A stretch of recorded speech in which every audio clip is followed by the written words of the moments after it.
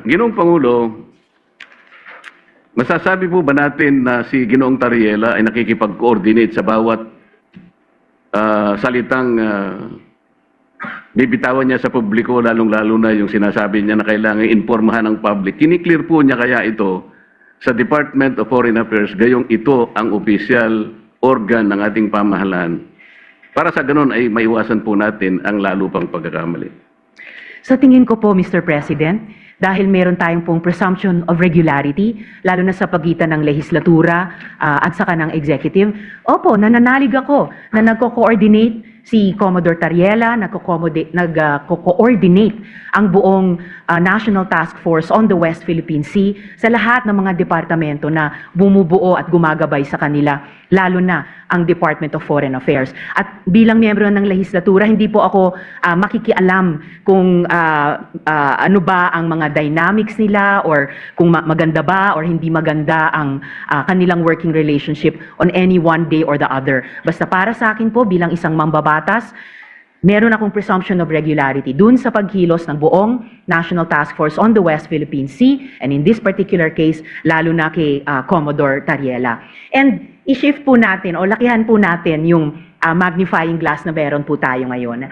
Ang problema po ay hindi kay Commodore Tariela. Ang problema talaga ay sa kondukta ng Chinese government sa kasalukuyang dynamics. Kung sumasakit ang loob nila dahil ayon sa kanila masyado naman silang kontrabida, I'm sorry, in this particular case, sila talaga ang pinaka-kontrabida. Hindi po nila pwedeng sabihin na mas marami namang ino-occupy ang Vietnam, may mga kasalanan din ng Malaysia. Opo, alam natin may iba't ibang claimant country sa buong South China Sea at yung iba ay kumbaga karibal din natin sa mga claims natin bilang Pilipinas. Pero hindi naman ina-attack ng Vietnamese Navy ang Navy at Coast Guard natin. Hindi naman dinedenay ng Malaysia ang mga mangingisdang Pilipino makapangisda sa sarili po nating karagatan.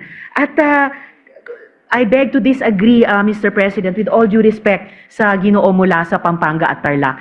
Ang pinag-uusapan po natin at ang pinagmumulan nitong mga malalim na pagkabahala natin, hindi po ito maliit na problema. Napakalaking problema po nito. Isa sa malaking problema natin sa ngayon. At ayaw nating magpanic, ayaw nating mag-misinterpret. Pero saan ba nagsisimula ang maaring ikatakot?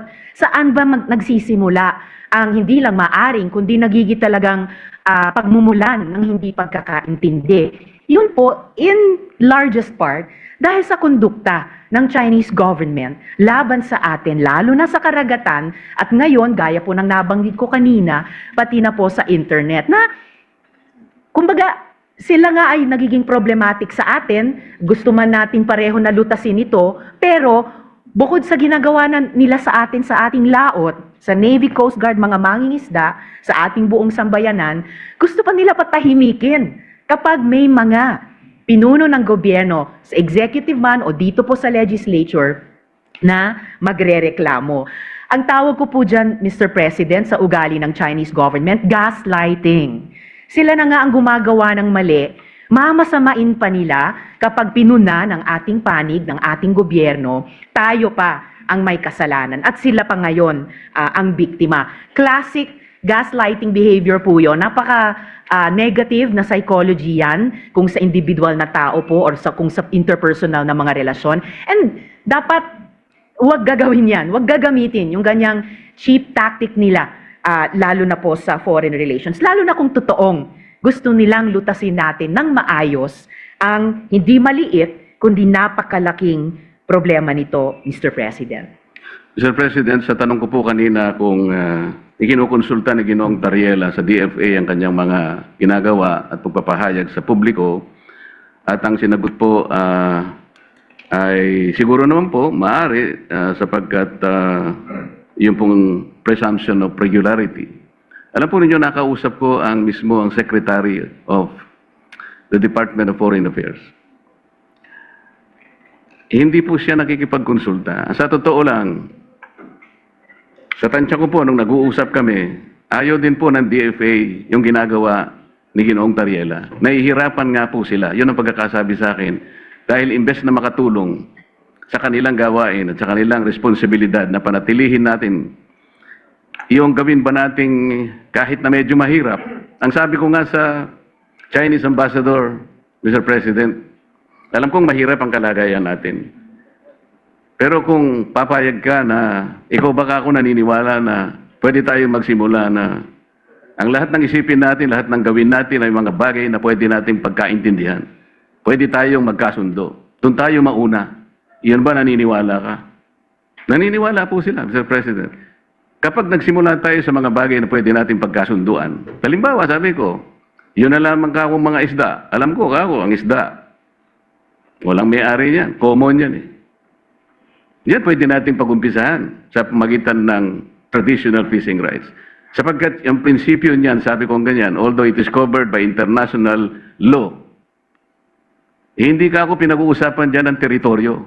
Kasi kapag ka ang pag-uusapan, napunta na sa teritoryo, problematic na eh. Pero pag-usapan muna natin ang mga isda. Sabi ko sa kanya, Sir President, nagawa ninyo sa Vietnam, nagkaroon kayo ng gulo dyan. Pero bakit nyo nagawa? Nagkaroon kayo ng agreement na partisyon nyo ang isang sukat ng karagatan doon sa Tonkin Gulf sa Vietnam. Nakagawa rin kayo ng ganyang klaseng pag-uusap at kontrata sa pagitan ng inyong bansa at ng Vietnam. Tungkol sa isda rin. At kahit maigting ang labanan ninyo sa pagitan ng, ng Japan at ang bansa ninyo, nagawa nyo rin sa Japan. Ibig ko sabihin, meron tatlong pangyayari dito sa panig ng ating mundo na nagawa nating ayusin kahit isda lang ang pinag-umpisahan natin. Hindi ba natin pwedeng gawin dito sa ating bansa? Sabi niya, pwede. Kaya lang, pakaiwasan naman natin itong ganito kasi, sabi niya. Kami naman nakahanda naman kami. At alam ko, Mr. President, nabasa ko sa dyaryo kaninang umaga, 17 yata sa ating mga fishermen ang kanilang sinalba. Mga bagay na pwede naman nating pasalamatan din sila.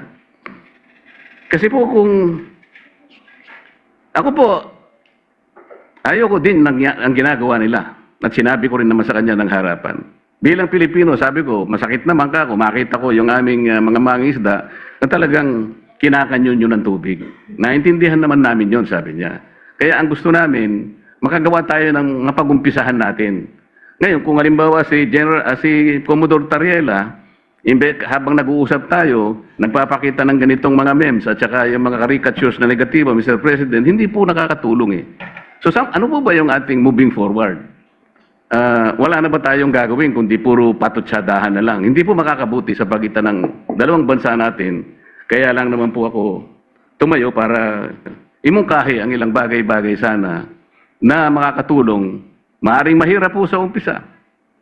Ang imumungkahi ko nga po sana, Mr. President, kung meron po tayong panahon sa ating mga committee hearings, imbitahan po natin ang Coast Guard, ang Department of Foreign Affairs, at kung sino po ang may kinalaman dito sa West Philippine Sea, o kung tawagin po natin ay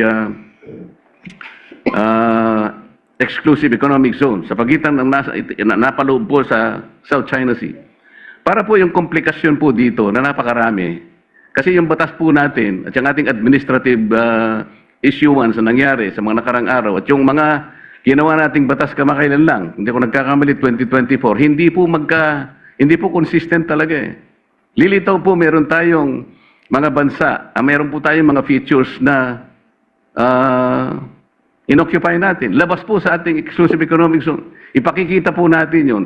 Kasi kung wala tayong masusing pag-aaral, nababanggit ko nga po kung minsan, Mr. President, hanggang ngayon, wala po talagang malinaw na coordinates kung ano ba talaga ang pinaka-area ng ating West Philippine Sea o exclusive economic zone. Siguro magsimula po tayo doon kasi yung iba, misinformation na po yung lumalabas eh.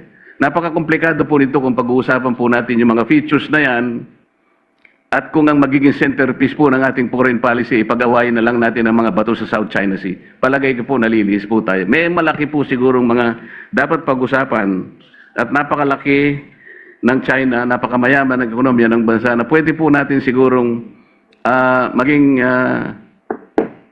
siguro kakampi sa mga darating pong mga panahon kung maisasantabi po natin ang mga sigalot na namamayani sa ating bansa.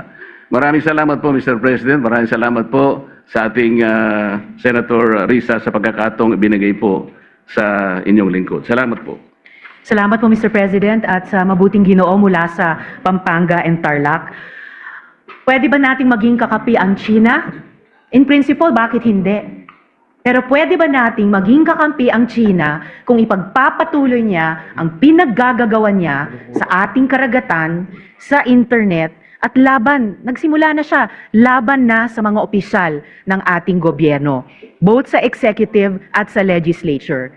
Wala akong maalalang previous incident, Mr. President, na kahit sinong ambassador ng ibang bansa dito sa Pilipinas ay nag-post sa embassy page nila ng ganyang banta ng kanilang spokesperson ng Chinese Foreign Ministry laban sa mga opisyal natin na nagsasalita lamang para sa pambansang interes. Pati kay Senator Erwin, meron na po silang post na Mr. Senator.